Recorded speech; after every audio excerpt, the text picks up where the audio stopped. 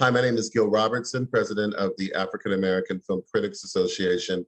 Today, we're thrilled to be talking with Simone Missick, the star, the EP of the exciting OWN series, All Rise.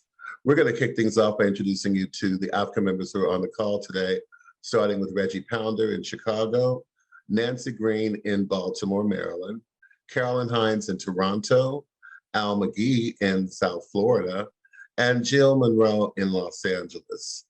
I'm going to let you guys do what you do so well, and I will see you on the other side. Hey, girl. Carmichael. Oh, it's like old times. Welcome back to the HOJ. The roller coaster rides again. This is huge. Congratulations. I will not have my courtroom turned into a circus.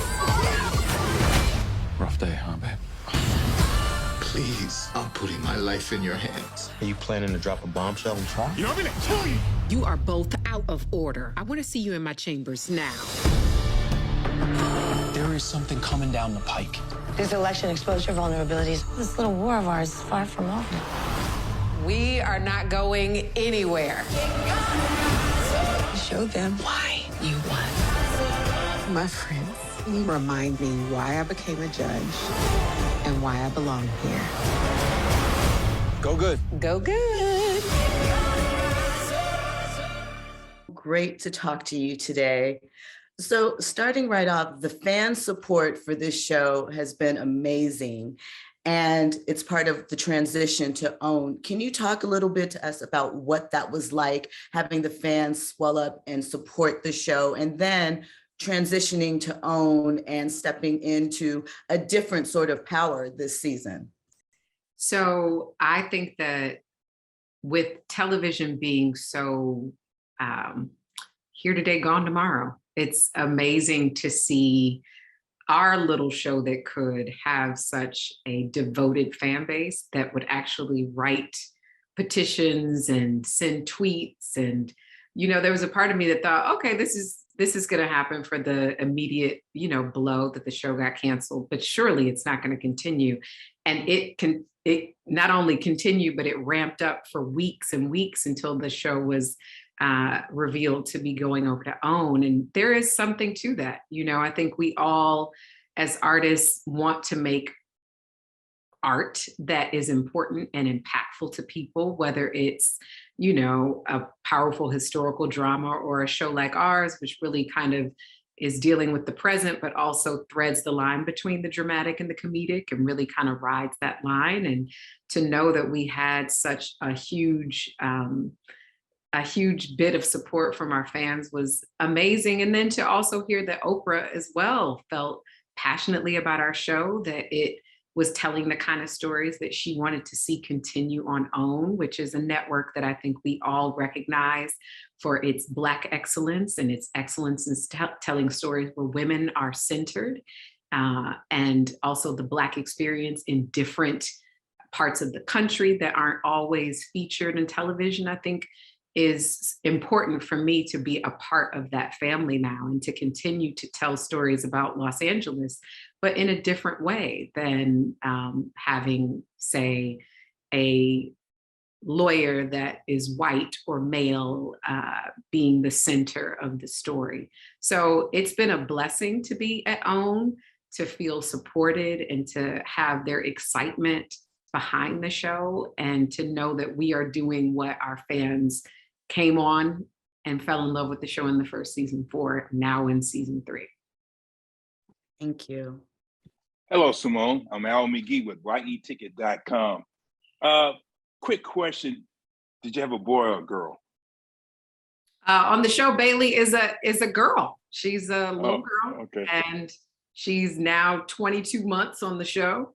And Robin is now a stay-at-home father. So he is fully enjoying being a girl dad, which is lovely to watch. I know I was certainly raised by a very strong Black father who stayed at home with me for the first few years of my life. And so I think it's really nice that on the show, we are able to showcase that kind of dynamic with two powerful people who are excellent at their jobs and their individual careers.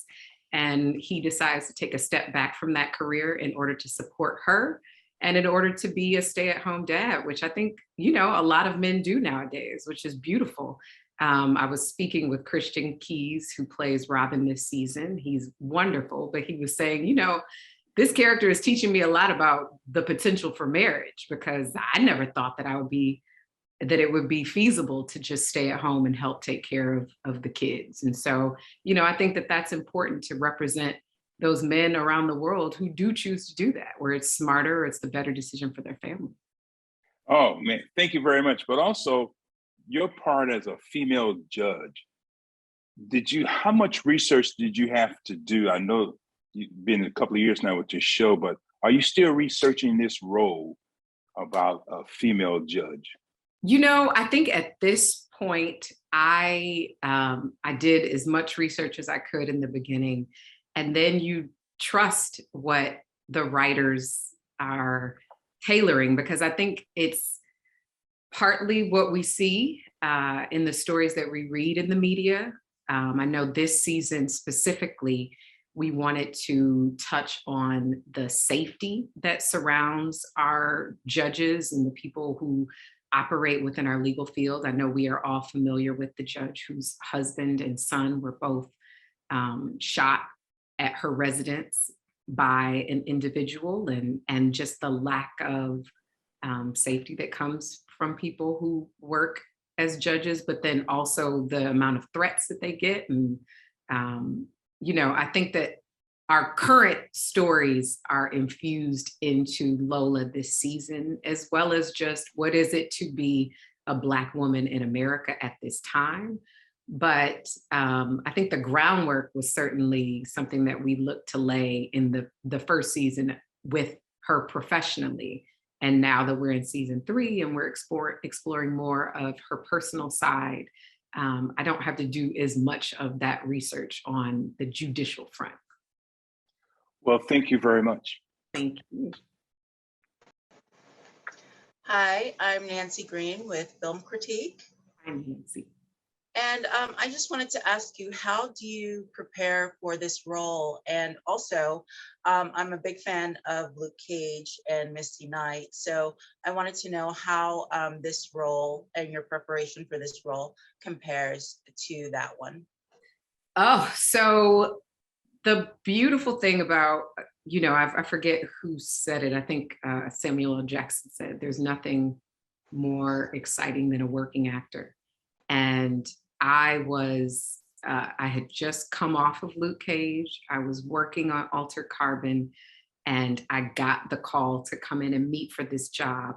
And within a span of 6 days, I went from getting the script to flying into audition, to flying back to go back to work, to finding out I got the job. And then the following Friday, I started the job. So there wasn't a ton of preparation. I did, however, get to think about the women that I know in my life who are strong and very successful in their careers within law enforcement. I have a really good friend who's a sheriff in LA. Now she's a sergeant after 3 years of working to get that position. I have an aunt who worked as a detective for over 30 years in DC. And so a lot of my characters, including Misty Knight, are infused with those women. And I also grew up with just a wonderful village of very capable, intelligent women in my life in Detroit. And so all of those people go into the preparation when I'm dealing with a character like this. And the beautiful thing about Misty Knight and Lola is that they both look at the legal system as something, or the judicial system or the criminal justice system as something that they can help, something that they can fix, something that they can make a difference in. Simone does it in her art. You know, I look at what kind of stories I can tell to try and change a narrative or try to explore a different segment of our country and our culture. But I think that these women do it on a very individual and personal level. And so the beautiful thing is that I got to go from one strong woman to another strong woman, but with Misty, there were a lot more weights being lifted. With Lola, I get to lean more into the comedic aspect of this woman, which is a lot more, it was a lot closer to who I am as a person. But that, I didn't have a ton of prep when it came to, I think, either job, really. I think with Misty, I got the job and within 2 weeks I was in New York. So you hope that the work that you do in life, the training that you do as an actor can help you step into these shoes, because TV work goes so fast. It's not like film where you get just a little bit more time. Nice, thank you. Thank you. Hi, Simone. Thank you for taking the time to speak with us today. So the thing that I am wondering about this season is the balancing act that Lola's going to have to do as a mother, because one thing the show has always done from the very beginning is to show how much challenges she faces as a judge, not only within the courtroom, but also behind the scenes in her office and dealing with the clerks and other lawyers and other judges. But now with season 3, she has the added weight, using the term of balances, of a baby, and her husband's going to be home full time, which is also going to bring up a lot of challenges, unique challenges that she's not familiar with. So can you just talk a bit about how Lola's going to be struggling with people trying to take her seat as a judge, and people who are going to be throwing obstacles at her to keeping that judgeship, and then also kind of like distracting her as a mother and as a wife and as a friend? So, this season, similar to other seasons, Lola has people coming for her. I think a lot of people who are a little bit more liberal from the bench face a lot of challenges, especially in this country. We have so many judicial appointees that are conservative. And Lola is certainly a judge with a specific directive that she has for herself. And so the repercussions of the decisions and the cases that she's adjudicated in the last 2 seasons are definitely coming back up for her.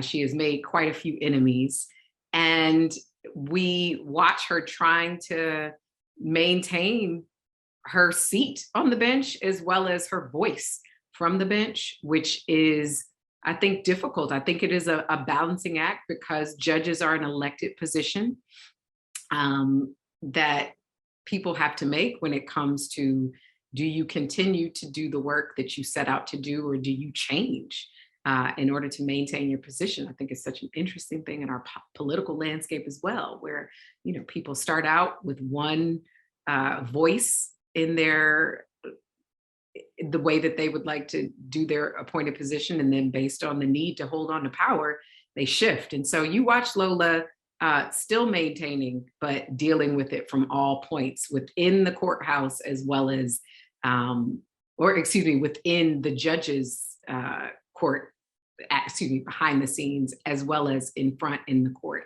And when it comes to motherhood, I think it, for her, is a constant pull of, am I doing enough? Am I present enough? Am I making the impact in my daughter's life? Am I missing these huge moments? And I think that what is really beautiful that we were able to explore in the first season is Lola's relationship with her mother. And it's a complicated one. Roxy, played by L. Scott Caldwell, was a woman who chose her career, who chose activism, who chose those things over being a very present mother. And that created a dynamic between she and Lola that Lola doesn't want to recreate in her relationship with Bailey. And I think that it's tough. You can't be everywhere. You can't be everyone to everyone. And, she definitely is struggling with that this season. And we see that becoming a source of conflict between she and Robin as well. That he is the primary, and she has a lot of opinions and ways in which she thinks that things should go, but she's not there every day. Or throughout the day. She's there every day, but not throughout the day. And I think that is what a lot of women have to deal with. You know, my mom certainly worked full time, and she worked from 8 to 5. And so our time together was important, and, you know, but I know that she had to deal with that tug. And I know women who deal with that pull, and it's certainly women who are excelling in their careers have to choose sometimes between starting a family. And I think that it's been great that on our show, Lola didn't plan to become a mother. This was not in her 5-year plan, might not have been in her 10-year. Being on the bench for her first full year and finding out that she's a mother, that was something that, you know, took a lot for her to work her mind around. And so we get to see her still dealing with those very real issues, both professionally and personally, which I think is just, you know, I can't say it enough. It's rich for me as an actor to be able to play with those dynamics, because they are realities.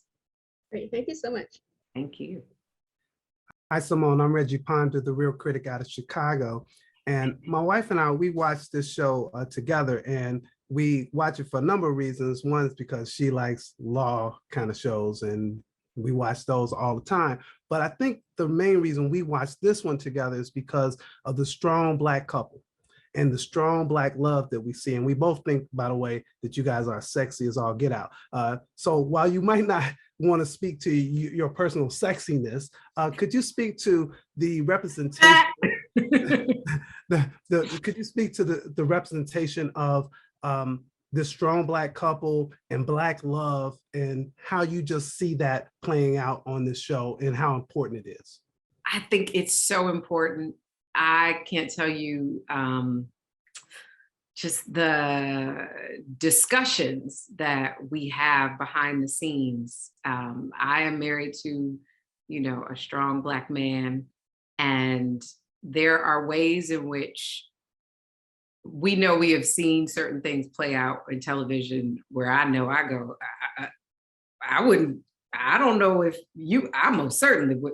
And so that is definitely, when you have writers who come from different cultural backgrounds and, you know, don't necessarily understand those dynamics, and even directors, I definitely am the person standing in the gap to say, this is important. And the way that we show this is extremely important. I mean, down to details like, what side of the bed does he sleep on? You know, Christian, they asked, because up until this point, we really didn't see Lola at home in the bed. And this season, we see her at home a lot, which is beautiful. And they asked, you know, what side of the bed is he gonna sleep on? And Christian was like, the one closest to the door. And you see, you throw your hands up. It's that kind of specificity, though, that I think is so important for us culturally to see. It resonates with people. And it's not to say that we are a monolith, that, you know, all Black couples look like this, but I certainly am committed to making sure that what is presented on screen feels authentic and feels inspiring in some ways, and resonates with our viewers, and also shows that they're not perfect. You know, this season, we certainly go into the messiness of Lola and Robin's relationship, and Lola, and how her past is affecting her marriage. And I think that, you know, there's an argument that comes up in episode 9. And that episode is directed by Wilson Bethel, who plays Mark on the show. And he does an amazing job in this directorial, you know, debut. And the episode was written by one of our writers who started out as a writer's assistant, and this is her first episode. But neither of them are married to a Black man. And so this argument that happens, I said, we have to take the gloves off. And so for one of the takes, Christian and I just improv'd it. And it was the most, like, just rugged at a level 15. felt real to me. It felt real to him. And I think it felt real to them, to the point where Wilson runs back from behind the camera. He's like, okay, this is great. Just lay off the F-bombs, because I don't know if we'll be able to get all of those in the show.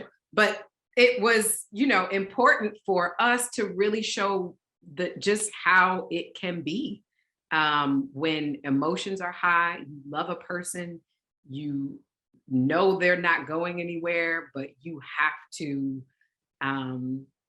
get your point across.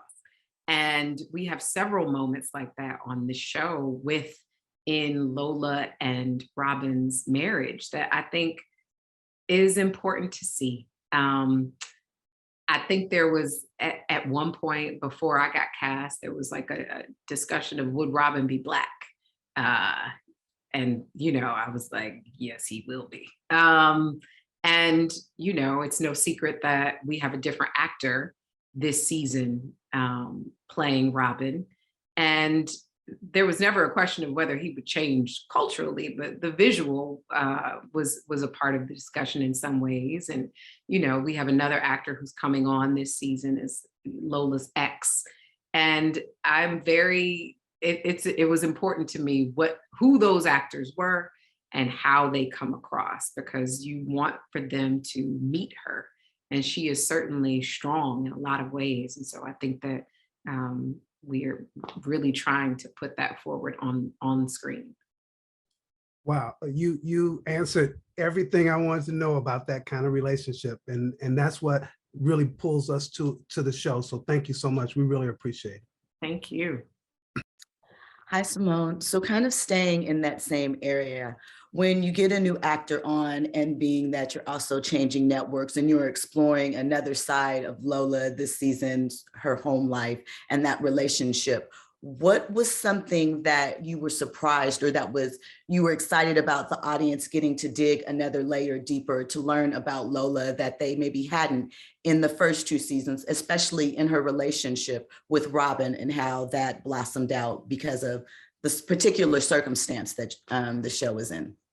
So I think that when Robin was first introduced in season 1, he was this FBI agent. He was, comes in, says what you got to say, walks out the door. And the actor Todd Williams did a beautiful job with that.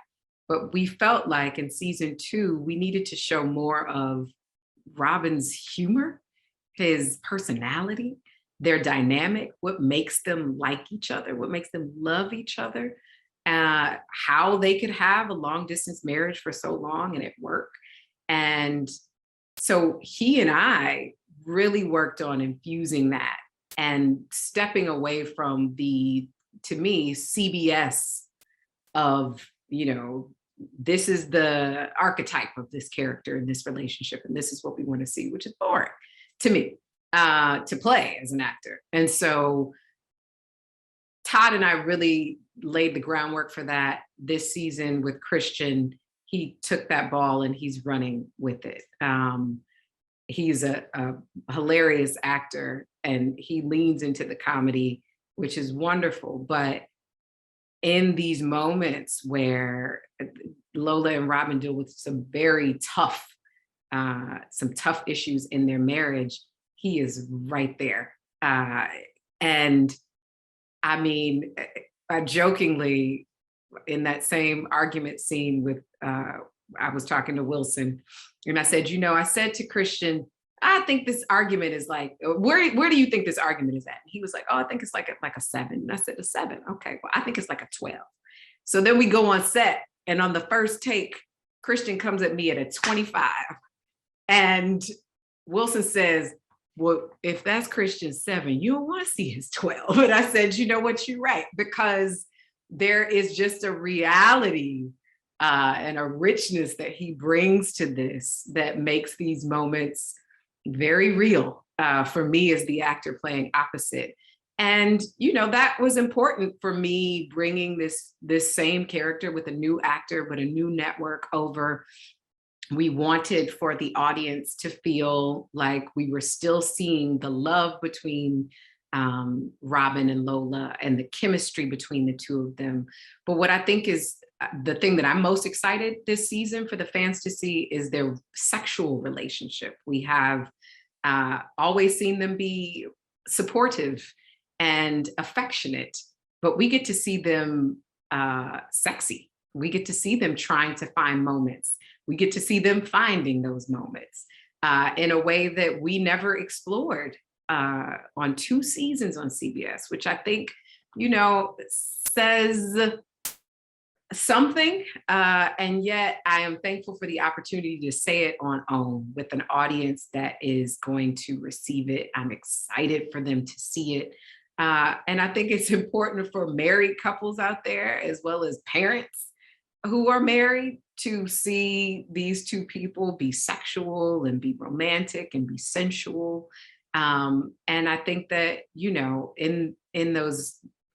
in those stories and in those moments, I know the difference. I know how being on OWN makes these opportunities possible. And so it all feels like it's coming together at the right time, at the right place. And I know that our audience is going to enjoy it. I know it's also been tough for people. They're like, where's the old Robin? I didn't read that, press release. But I think that they definitely going to get used to it coming up. Give them a little eye candy to seduce them and make them ready for it. Thank you so much. I appreciate it. Hey, this is Al McGee again. My question is, you mentioned the word input. Do you feel that actors now have a lot of input on the shows that they are on now than they had before? Because I remember before you wouldn't see actors' names on the producing credits and things like that. So do you feel you have some control and some say about your character and maybe some of the other characters too on the show? Well, this season I am an executive producer. It's, Well, congratulations. Thank you very much, Al. Thank you. And I certainly was operating like an executive producer in the first 2 seasons and wasn't getting paid for it. But I definitely had opinions about a lot of things for my character as well as other characters. But I feel like our showrunner, Dee, and our writers have always been receptive of our cast of characters. We have a core 7, and we are definitely artists in the truest sense, and we do not look to misrepresent these characters that we're playing. And we have actors who come from a lot of different cultural backgrounds. Jessica is Puerto Rican. It was important for her to play a Puerto Rican and not just a generic Latina. Lindsay Mendez is Mexican American. Ruthie Ann Miles is Korean American. Jay Alex and I are African American. And those the storylines that we have and the way that our characters have kind of been revealed to people have certainly blossomed. And I personally have always cared about how we do that. And my castmates care about how we do that. And I certainly feel like this season, especially being the 3rd season, everyone is unapologetically chiming in on, this isn't authentic. This is authentic. I wouldn't say that. This would happen. This would not happen. I know that, I think that unfortunately, when our show first started, like I said, everything is so fast. Everything moves so fast, right? So specifically, Sherry's characters, Asian American, her last name is Kansky. She's not married. We do not know where this last name came from. Was she adopted? Is she, was she divorced? Why is this Asian American woman's last name, I believe, Polish, or I'm not sure where Kansky comes from, but this season we see why. We explore what it is. There is a lot of detail being made about it, and Ruthie Ann coming from the theater where, you know, you might workshop a play, but pretty much the book is done. This being her first series regular role, had like, you know, little questions, but didn't necessarily feel empowered to say something. This season, she most certainly does. And me being the actor who has been her friend for the past 3 years, am also advocating for her. D. Harris Lawrence, as the showrunner, is certainly, her directive for her was to make sure that Ruthie's storyline got centered this season. And so we find out her origin story in a way, and we find out what, as Ruthie calls it, genre of Asian she is, and where the name comes from. And so for me, as an executive producer, working with creatives that are just as passionate about these characters, I feel like they have always been receptive to telling these people's stories authentically, but now more so. Because we have the space and opportunity. We're not just trying to build the world. Now we can go into who they are individually, and it's a beautiful thing. Thank you very much. I'm excited about the new season, and I want to thank you for taking time with us. And that was a very beautiful answer. Thank you. Thank you.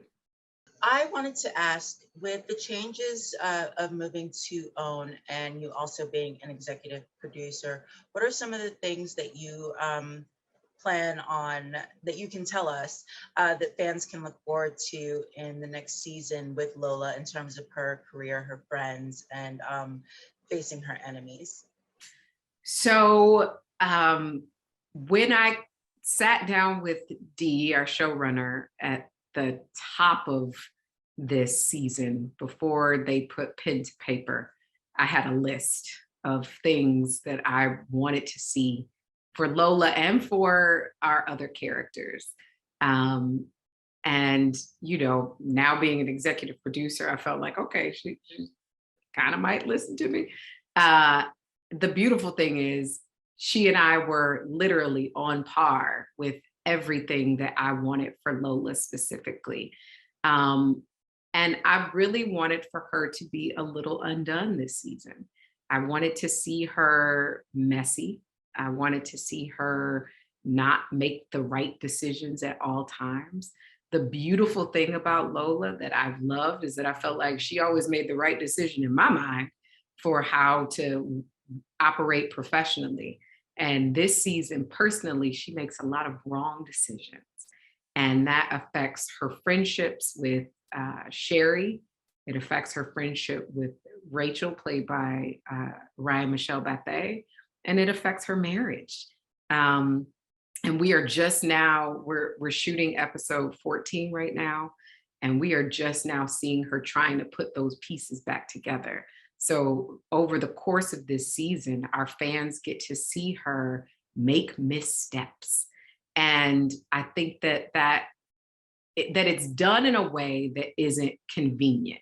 You know, this season specifically, I wanted her to have these kinds of dynamics, and we get to really see it, and in a way that, see, the dog is barking, in a way that I don't know if it would have been explored in the same way on CBS. I think, you know, there's always this feeling of, okay, when are Mark and Lola gonna get together? And that was something that we were adamant about not showcasing. But, you know, as shows go on and they're looking for storylines, they're like, all right, let's just jump ship and have her hook up with her best friend. And we said, you know, that is not where the dynamic is going to take us this season. And so it's really exciting. I'm spoiler alert, they're not hooking up. They're never hooking up. And so but you do get to see her, like I said, deal with someone from her past, and that is, it's rich, it's real, and it really affects every aspect of her relationships personally, which is great to see. Very nice, very nice. Thank you. I kind of want to go off of what you just said about the friendships and about Mark and Lola never getting together. I think that's amazing, because like their relationship is a great example of how you can have truly platonic relationships between men and women that can last years. And well, we as the audience can see all of the chemistry, because like they do have a really good chemistry, but it still stays in a very specific pocket.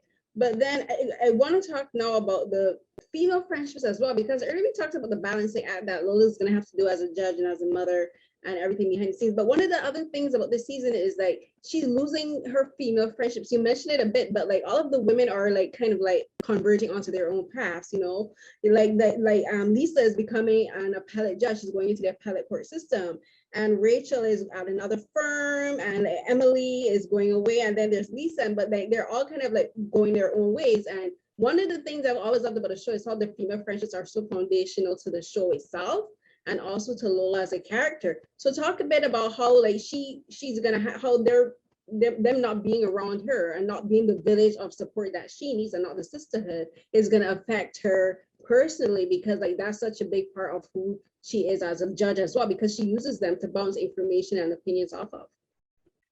I'm so glad you noticed that. It feels very, what is interesting is that I feel as though the decisions and the personal mistakes or missteps that Lola makes this season are because she doesn't have that village there, you know, those women there to hold up the mirror, to hold her accountable in that way. She certainly professionally has kind of figured herself out in a lot of ways, but not having Lisa right down the hallway is a shift. I think that, you know, that triangle of Lola, Sherry, and Sarah in the courtroom, they don't have that. And so when there is a rift between she and Sherry, it is something that she carries home with her. It's something that, you know, professionally, she is really trying to figure out how to get back to that friendship, because it's not only a comfort, but something that she needs with she and Sherry.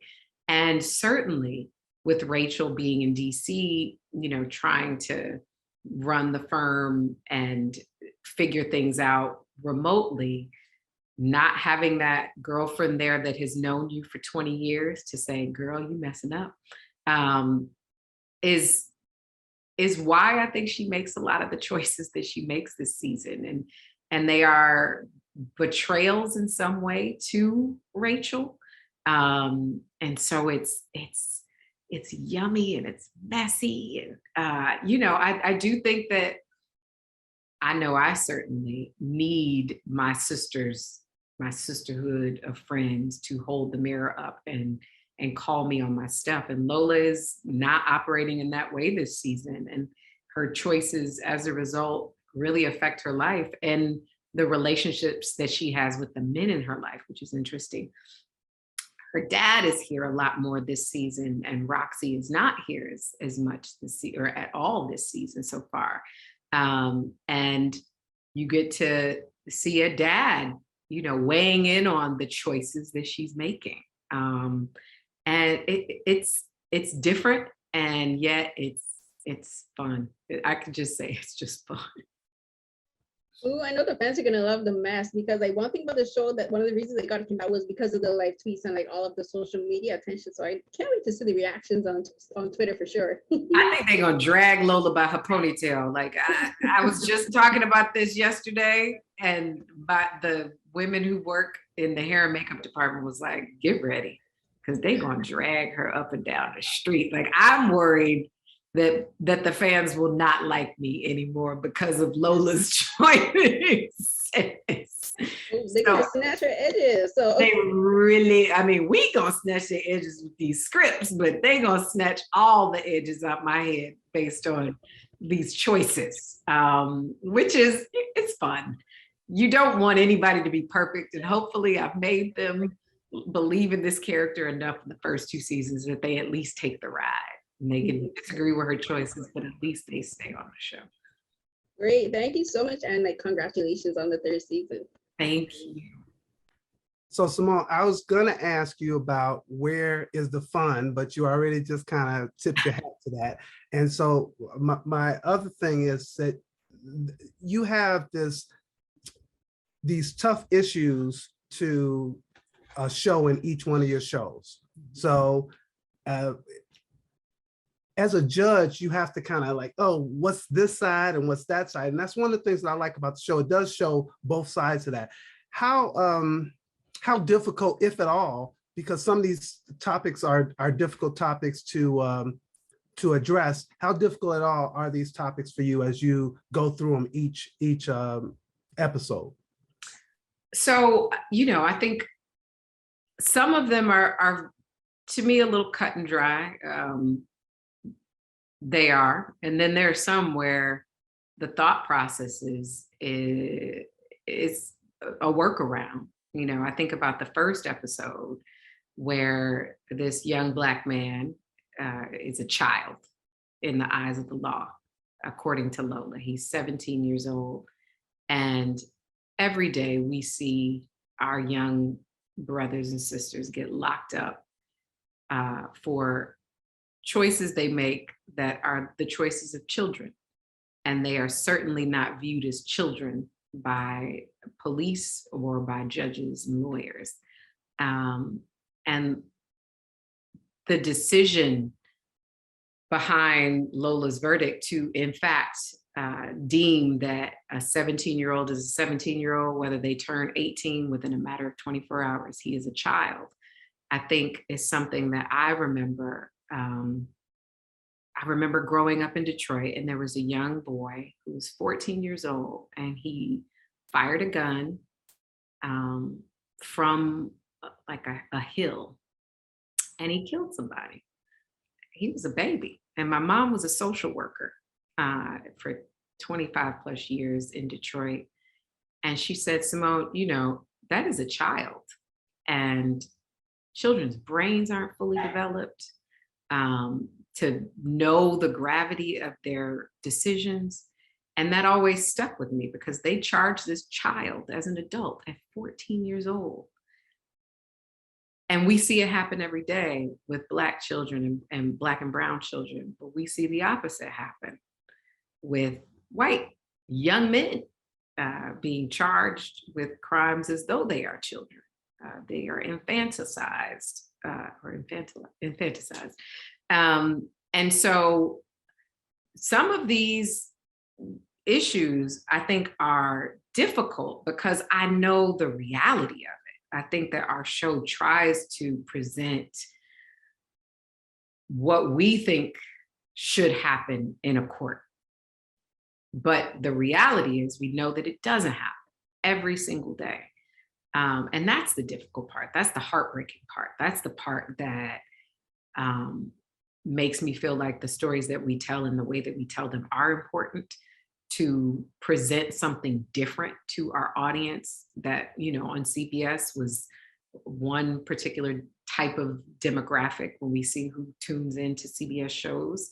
And now on OWN, it's a different demographic, or hopefully some of the same, but we're dealing with a different audience. You're almost preaching to the choir in some aspects. But I think that's the tough part, knowing that a lot of this show is hopeful, but it's not always realistic. But in some ways it is very realistic. We had an episode that just passed where a social media influencer accuses a famous athlete of sexual assault, and the case plays out in the media. And as a result, she loses the case. That happens every day with ordinary people. Women are oftentimes not believed, and it makes and men are not believed as victims of sexual assault, and it makes them hesitant to come forward. And so I think that for our show to try to tackle things like that head on and show the reality of it is, it's exciting to go to work, but it also is a constant reminder that as storytellers, we have a responsibility to try to change people's minds and open up their minds to what people deal with every day in courtrooms. Thank you, Simone. My question was based on that first episode, in fact, about that young boy. So you must have been reading my mind. I just want to extend the congratulations again for this season. I can't wait to to get to that 14th episode that you're secretly filming and won't tell us all about. But it's not good if you're here and you're not going to tell us what's happening on the 14th episode. Let me tell you, episode 10, baby, episode 10 is it's the last of the block. You know, we're shooting 20 episodes, and so it's 2 blocks. And episode 10 is something. So you look forward to that one. Oh, sure will. Thank you so much. All right, thank you. Simone, thank you for your time today. We really appreciate it. I appreciate you all. Thank you for the work that you do, being part of AAFCA. I appreciate you all. I think that I've always loved the AAFCA Awards for honoring Black excellence in television and film. And so I appreciate this collective of people sitting down with me today. Well, we appreciate it. And we definitely want to see you and your husband at more and more shows, presenting, winning, everything we can think of. Thank you so much. All right, you all take care. Have a great day. You too. Bye, everyone.